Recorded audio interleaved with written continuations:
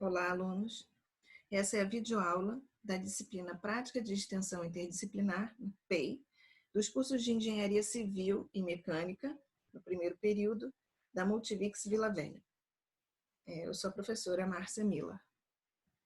Essa disciplina ela foi criada, com base na resolução número 7, do dia 18 de dezembro de 2018, para que o aluno pudesse colocar em prática, ter a oportunidade de vivenciar de uma maneira mais intensa os conteúdos que são abordados dentro de sala de aula. Bom, primeira coisa, a gente precisa entender o que significa extensão, porque o nome da disciplina é Prática de Extensão. Então, o que significa extensão? A gente não pode separar a extensão de ensino e pesquisa. Então, extensão em sua indissociabilidade, ou seja, eu não consigo desassociar com extensão e pesquisa. Ela é definida como atividades práticas que envolvem alunos, professores e técnicos e visam levar para a sociedade o conjunto produzido o conhecimento, produzido na faculdade em forma de soluções para o seu desenvolvimento. Ou seja, a extensão ela é uma atividade que vai envolver tanto os alunos quanto os professores e os técnicos também da instituição. Tá? E ela tem que agregar, levar esse conhecimento para a sociedade. Por que extensão? Para promover experiências de aprendizagem com foco na aplicação do conhecimento e transformar conhecimento em comportamento. Bom, as competências, elas são divididas em 3 dimensões. Então, a primeira dimensão é a dimensão cognitiva, onde a gente vai absorver conhecimentos, onde a gente vai ter contato com o conhecimento, é o saber teórico. A segunda dimensão são as habilidades. Então, quando a pessoa aprende a fazer, ela sabe fazer. E a terceira e última dimensão é a dimensão afetiva, onde a pessoa passa a ter atitudes, então passa a ser. Como que eu costumo fazer uma analogia para poder entender melhor, compreender melhor essas 3 dimensões? Eu costumo comparar isso com quando uma pessoa ela vai tirar a habilitação, a carteira de motorista. Então, a primeira dimensão, a cognitiva, é quando ela vai para dentro de sala de aula e ela passa a ter aulas teóricas sobre direção, sobre como é o funcionamento do carro, sobre as leis de trânsito. Então, ela tem o conhecimento teórico daquilo, o saber teórico. A segunda dimensão é quando ela passa a ir para a rua e ela vai dirigir. Então, o instrutor vai estar do lado dela para que ela desenvolva essas habilidades da direção. Então, ele vai ensinar que a pessoa deve sentar, colocar o cinto de segurança, ajustar os espelhos, ligar o carro, verificar se está em ponto morto, apertar a embreagem, enfim, uma série de procedimentos que o instrutor vai ter que lembrar a todo momento que a pessoa tem que fazer para que ela consiga colocar o carro em movimento e sair de forma segura, e dirigir de forma segura. A terceira e última dimensão, a dimensão afetiva, ela ocorre quando a pessoa passa a ser motorista. Ou seja, na hora em que ela sai com o carro, ela não precisa ficar lembrando do conhecimento que ela adquiriu e nem das habilidades, porque aquilo já faz parte da pessoa. Então, muitas vezes, um motorista que já está habilitado há muitos anos, ele nem lembra quais foram os movimentos que ele fez no momento que ele saiu da casa dele até ele chegar no destino final. Por quê? Porque todo aquele processo já faz parte dele. Então, ele é o motorista. Ele vai dirigir de forma que ele nem pensa em que marcha ele precisa passar, se ele está apertando a embreagem no momento da frenagem, porque tudo isso se torna automático. E o que a gente está querendo com isso? Fazer que vocês desenvolvam competências. Essas competências, em 2015, elas foram analisadas e a gente colocou até a fonte dela aqui no relatório Future of Jobs. E em 2015 foram citadas aqui 10 competências. Dessas 10 competências, a primeira é solução de problemas complexos. O profissional só vai conseguir desenvolver problemas complexos se ele tiver aquelas 3 dimensões anteriores que a gente havia conversado anteriormente, A cognitiva, ou seja, o conhecimento que ele adquiriu dentro da instituição, as habilidades e quando ele passa a ser. E quando ele consegue ter essas 3 dimensões, ele começa a conseguir desenvolver a solução de problemas complexos. O segundo era relacionamento com outras pessoas, gestão de pessoas. Depois, quarto, pensamento crítico. O que é isso? Eu costumo até brincar com os meus alunos, né? Falar o seguinte: quando eu peço para calcular a espessura de um isolante térmico e o aluno coloca lá, encontra um valor de 5 metros de espessura, né? Ou quando vai dimensionar uma chaminé para que o escoamento seja desenvolvido e ele acha uma chaminé de 20 centímetros. Eu até brinco e falo assim: isso é a chaminé dos Smurfs. Por quê? O profissional ele tem que ter o senso crítico, ele tem que entender que 5 metros de espessura é um valor inviável, que não tem o menor cabimento isso. Então, 5 era negociação, 6, controle de qualidade, 7, orientação para serviços, 8, bom senso, tomada de decisão, 9, escuta ativa e 10, criatividade. Interessante que a maioria das pessoas acham que criatividade ela é uma habilidade, uma competência, né, que a pessoa nasce com ela, ou seja, é nata. E não, a criatividade ela pode ser desenvolvida.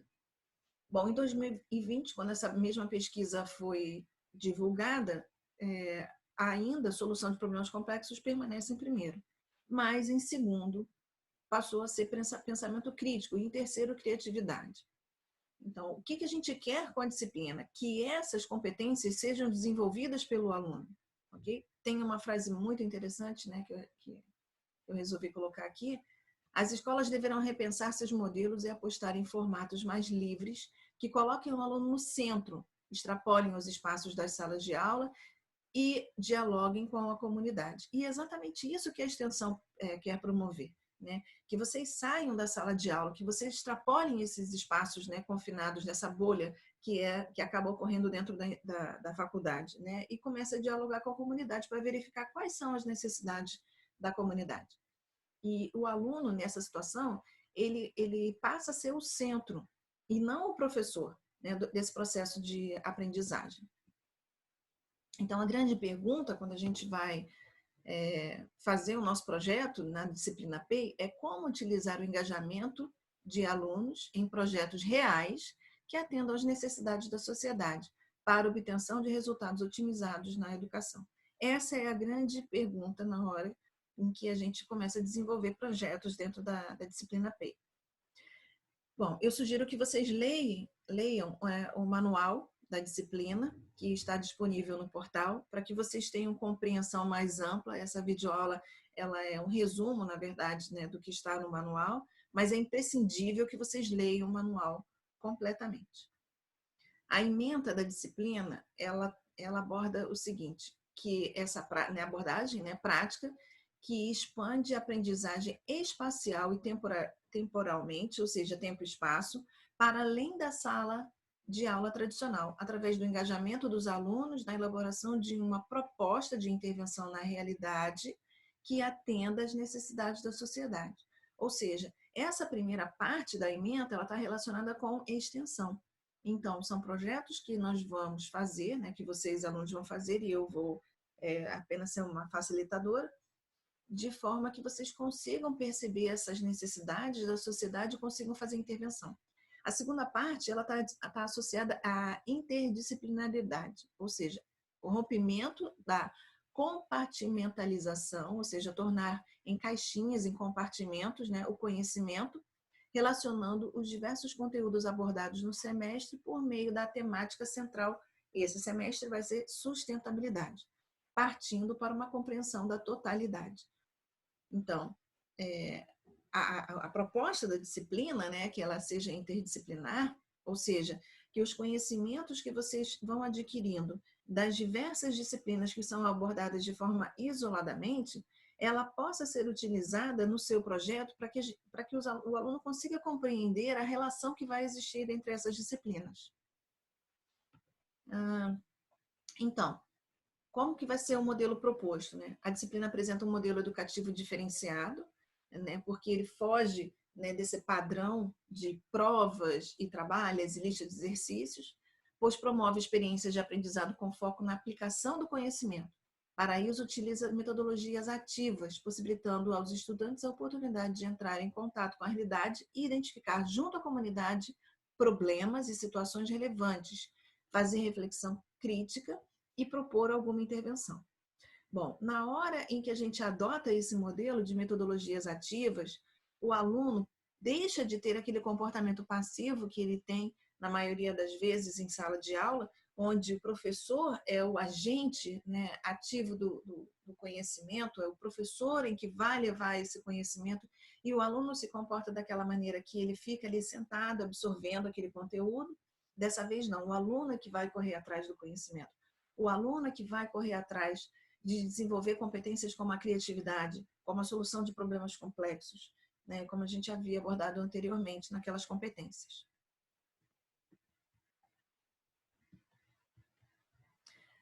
A metodologia da disciplina, ela é diferente das outras disciplinas que vocês terão, na maioria das vezes, ao longo do curso. Por quê? Por ela ser uma metodologia ativa. Então, como que funciona isso? A aprendizagem vai ser por experiência, né? Dessa forma, a gente consegue garantir a aproximação do aluno ao mundo real, né, para que eles entendam, para que vocês, alunos, entendam as responsabilidades da sua futura profissão perante a sociedade. Bom, serão, então, 6 etapas que devem ser concluídas para que a disciplina possa ser bem aproveitada.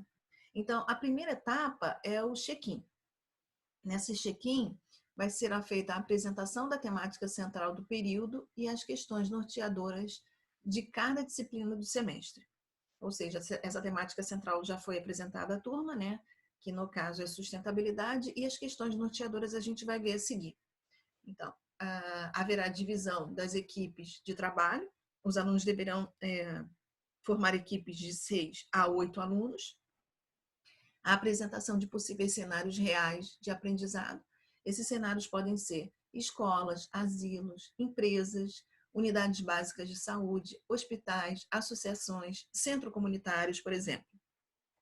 E dos elementos do portfólio reflexivo. O portfólio reflexivo vai ser o veículo, né, o meio de avaliação que vocês deverão passar. A segunda etapa são as coordenadas. Então, nessa etapa, vai haver a definição do local para a realização da proposta de intervenção, a carta-contrato, né, que se encontra lá no manual do aluno, vocês vão ver a carta-contrato, ela firma uma parceria, né, compromisso e segurança em relação ao trabalho que vai ser desenvolvido. E o cronograma de execução, ok? Vocês precisam se organizar para saber como que cada etapa dessa vai ser concluída e, principalmente, quando, para a gente conseguir verificar se o projeto é viável ou não. A terceira etapa é o diagnóstico ou a empatia, né? Com empatia. Então, nessa terceira etapa, é feito o primeiro contato, né? Uma experiência vivenciada no cenário real, onde, né, vocês irão trabalhar, como eu havia dito anteriormente, né? Pode ser escola, asilo, empresa, unidades básicas de saúde. E aí vai ser feito a interação, né, do usuário, e a gente costuma dizer que esse processo é muito importante porque é necessário que a gente tenha empatia. A gente se coloque no lugar do outro para poder compreender quais são as necessidades daquela comunidade, né, daquela instituição onde a gente vai fazer a intervenção. E o diagnóstico da situação problema, né, direcionada pelas questões norteadoras que nós vamos apresentar a seguir. A quarta etapa é a ideação, ou seja, a elaboração do plano de ação para a solução do problema, aplicando os conhecimentos abordados nas disciplinas do semestre, agora, né, do primeiro semestre de 2020. A quinta etapa vai ser o delivery, ou seja, a entrega.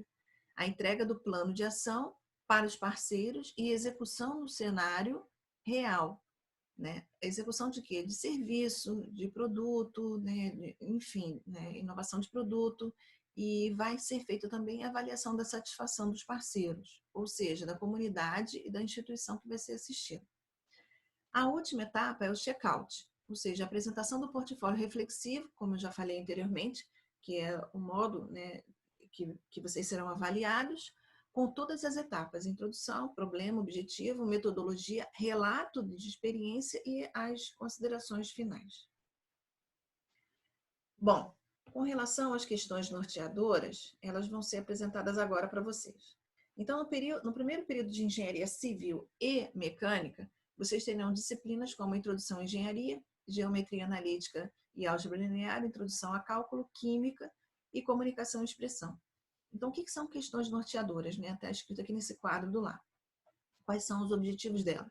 Buscar dar significado ao assunto abordado em sala de aula, objetivando a aplicação do conhecimento. Porque a partir da questão norteadora, a gente vai conseguir fazer a extensão, que é o quê? Colocar em prática aquele conteúdo que foi abordado em sala de aula. Direcionar o grupo para a escolha da problemática, né? Lembrando que a proposta deve responder o máximo de questões possíveis de forma a praticar a interdisciplinaridade. Ou seja, não é necessário que vocês coloquem todas as disciplinas, né, como as questões norteadoras, mas isso deve ser feito de forma que a gente consiga colocar, né, o máximo de questões possíveis. Então, por exemplo, dentro de introdução à engenharia, né, um dos objetivos, né, a gente pode colocar, uma das questões norteadoras seria quais são os conceitos de sustentabilidade que poderão nortear os projetos de engenharia de acordo com as necessidades ambientais e leis em vigor. Dentro das disciplinas que envolvem cálculo, como geometria analítica, álgebra linear e introdução a cálculo, quais ferramentas modernas, softwares ou conceitos matemáticos que poderão ser utilizados na exposição dos dados? Na disciplina química, né, existem até duas questões temáticas, né? Como os conceitos e propriedades químicas podem ser utilizados para o desenvolvimento e exploração de novas fontes energéticas e quais são os novos materiais que permitem maior eficiência em todos os setores industriais. Por fim, a disciplina comunicação e expressão, que ela vai ser importantíssima, né, ao longo do curso, como os conceitos normativas de escrita, raciocínio e aprendizagem da língua portuguesa podem auxiliar no desenvolvimento de relatórios técnicos e apresentação dos resultados.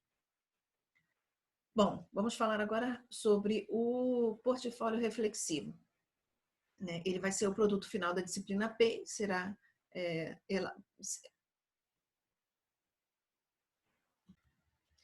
ele será essencial para apresentar a experiência vivenciada, né, nessa situação real, nesse cenário real, visando estimular o desenvolvimento do pensamento crítico e reflexivo. Deverá ser desenvolvido em formato de apresentação, slides, ou utilizando ferramentas digitais como o Google Slides ou outra ferramenta.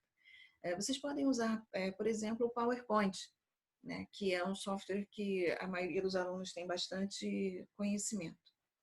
Bom, como vai ser essa avaliação? Ela vai ser dividida em duas etapas. A primeira etapa do portfólio reflexivo deve conter a introdução, problema, objetivo e a metodologia.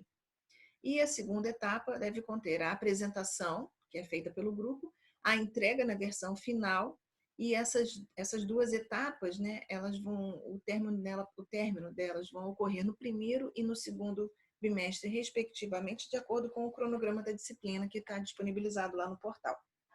Então, nessa primeira etapa, tanto a introdução, o problema, o objetivo e a metodologia devem ser entregues no dia 27 de abril, no horário que foi estipulado lá.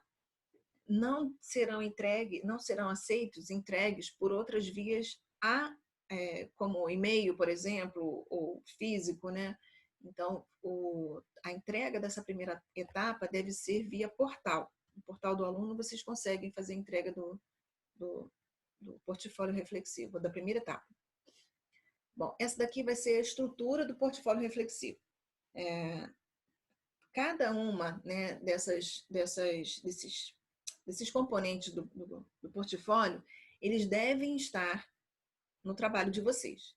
Então, o primeiro slide, ele deve estar escrito portfólio da disciplina Prática de Extensão Interdisciplinar PEI. E aí você vai colocar qual curso, né? Então, curso de Engenharia Civil ou curso de Engenharia Mecânica. A equipe, é o nome dos integrantes, né?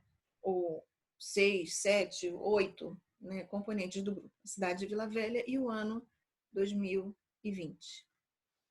O segundo slide, ele será a apresentação, a introdução, desculpa. E essa introdução, ela é composta de 3 apresentações.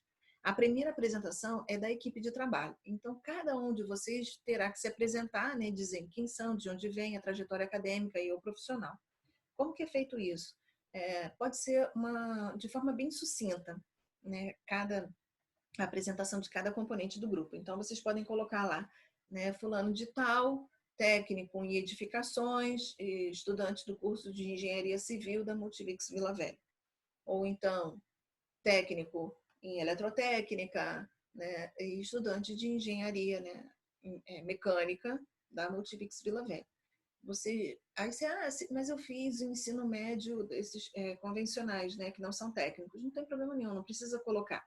Você pode colocar lá que você é aluno do curso de engenharia mecânica ou civil da Multivix Vila Velha.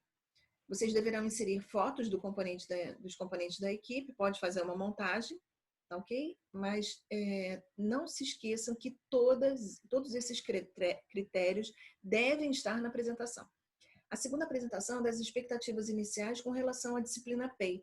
Essas expectativas não precisam ser de cada um dos componentes, né? Vocês podem se reunir cada um, né, e colocar um texto só que englobe expectativas de todo o grupo. A terceira apresentação é em relação ao tema, né? Considerando aquelas questões norteadoras que estão vinculadas às disciplinas que vocês estão fazendo. Então, a apresentação do tema deverá ser realizada por cada equipe, buscando mostrar o entendimento da temática central, que é sustentabilidade, proposta para o período. A explicação deverá ser embasada na literatura da área. O segundo item que tem que ter no portfólio reflexivo é o problema. Então, como que a gente vai entender melhor, né, o que significa isso?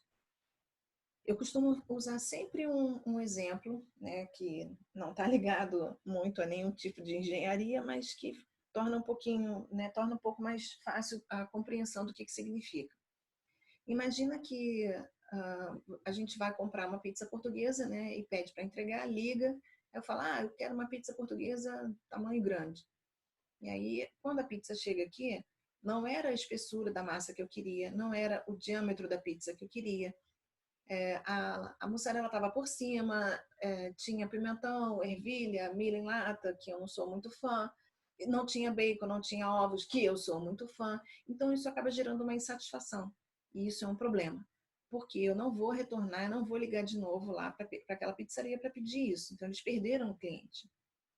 Então, o problema nessa situação é que a pizza portuguesa ela tem uma diversificação grande em relação à massa e aos componentes dela, tá ok? Bom, então vamos voltar aqui para a gente poder compreender, né, melhor o problema, saindo um pouco do exemplo que eu dei, né, para que vocês consigam entender como vocês vão aplicar isso no projeto de vocês. Então, será a questão que se busca resolver por meio da intervenção local. O problema deverá ser claro e preciso, delimitado, empírico e passível de solução dentro de critérios metodológicos. O que isso quer dizer? Que o seu problema ele não pode ser amplo demais. Então, se você colocar que o problema que você quer abordar é a poluição do Rio Jucô, nossa, o problema é super complexo. Então, e ele não tem uma solução passível dentro dos critérios metodológicos que nós pretendemos aplicar na disciplina PEI. Ok? Então, esse problema ele precisa ser claro, preciso, delimitado, ou seja, ele tem que ter um limite, é empírico porque é experimental e tem que ser passível de solução. As questões norteadoras, aquelas que nós apresentamos anteriormente, né, com base nas disciplinas que vocês estão cursando, elas vão direcionar os seus passos para a observação do problema existente no cenário escolhido. A pergunta-chave para a formulação do problema é em que intervir?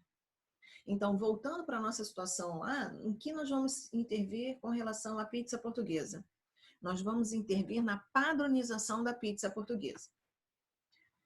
Bom, o objetivo é a indicação daquilo que se pretende alcançar com a intervenção proposta. O objetivo constituirá a ação que conduz ao tratamento da questão indicada no problema.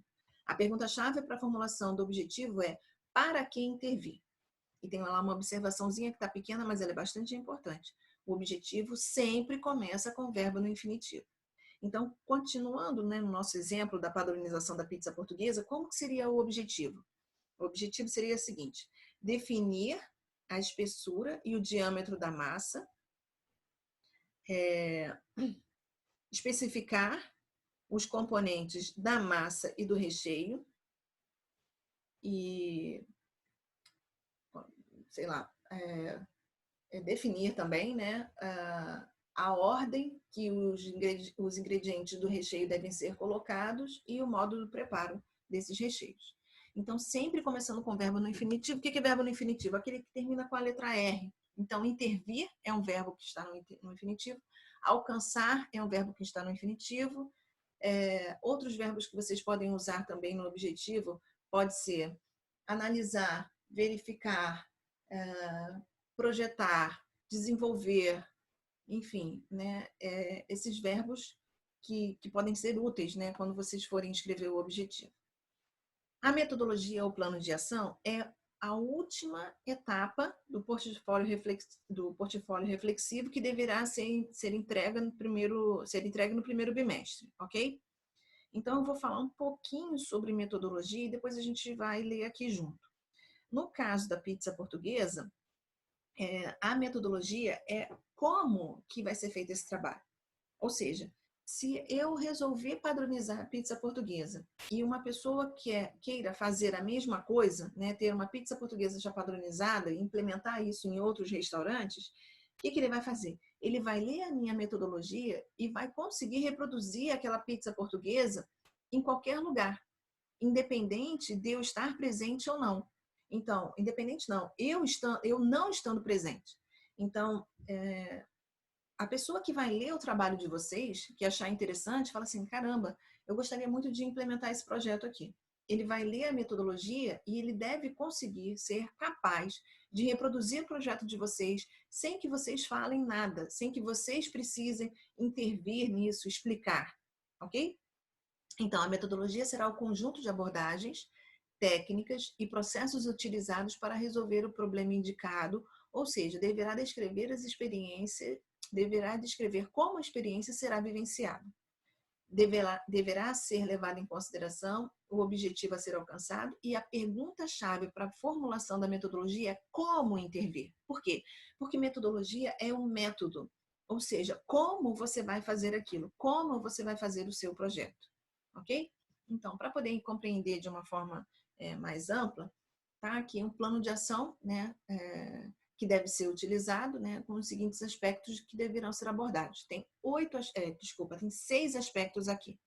E esses 6 aspectos devem estar na metodologia de vocês. Então, a primeira parte é o que será feito e as etapas. Então, o que será feito?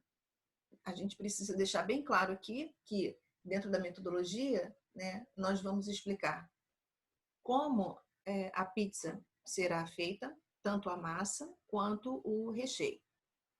Aí depois ele vem, por que será feito? Tem que dar a justificativa com base no problema diagnosticado. O problema diagnosticado foi a falta de padronização. Então a justificativa é a insatisfação do cliente. Quando compra uma pizza dessa, às vezes ele tem até alergia, né? Algum desses componentes ele nem poderia estar comendo aquilo. Depois, onde será feito? Eu preciso definir o local com endereço, contato e descrição. E aí, é necessário colocar lá, vai ser na pizzaria do fulano de tal, vai ser na casa de Beltrano, vai ser no restaurante de Ciclano. E eu preciso colocar esse dado, né, de onde será feito. A quarta etapa é quando será feito. Essa etapa vocês podem utilizar um cronograma, porque aí no cronograma fica definido lá, né, quantas semanas ou quantos meses. Nesse caso, é interessante usar semanas ou até dias, tá? Então, quando será feito? Tempo, data e período que será realizada a intervenção.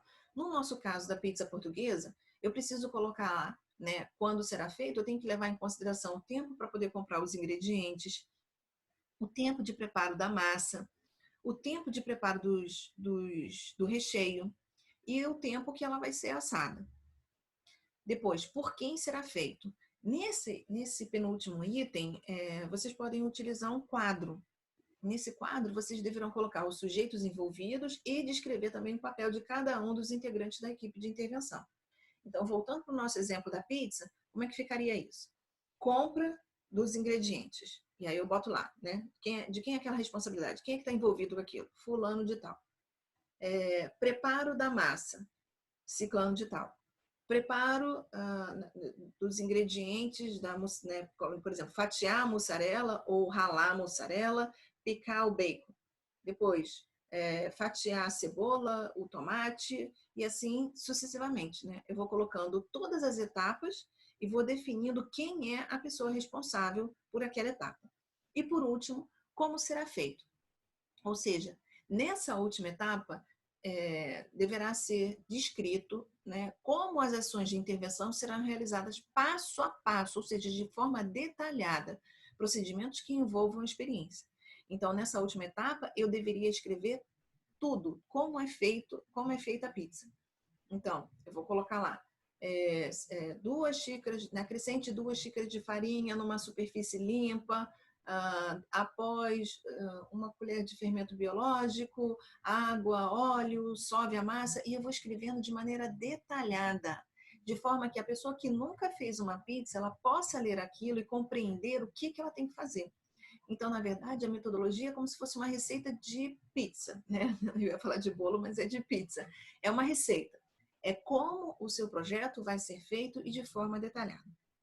Bom, eu espero que essa videoaula tenha sanado as dúvidas eventuais que vocês possam ter tido, né? E sirva de apoio também para aqueles alunos que não puderam estar presentes. Qualquer dúvida, vocês podem entrar em contato comigo no fórum. É interessante que as dúvidas sejam colocadas no fórum, porque assim toda a turma pode verificar, né? Pode ler aquela pergunta, que pode ser a dúvida de outras pessoas também, e eu vou estar respondendo essas dúvidas periodicamente, ok? Então, boa sorte e a gente se encontra nas aulas remotas.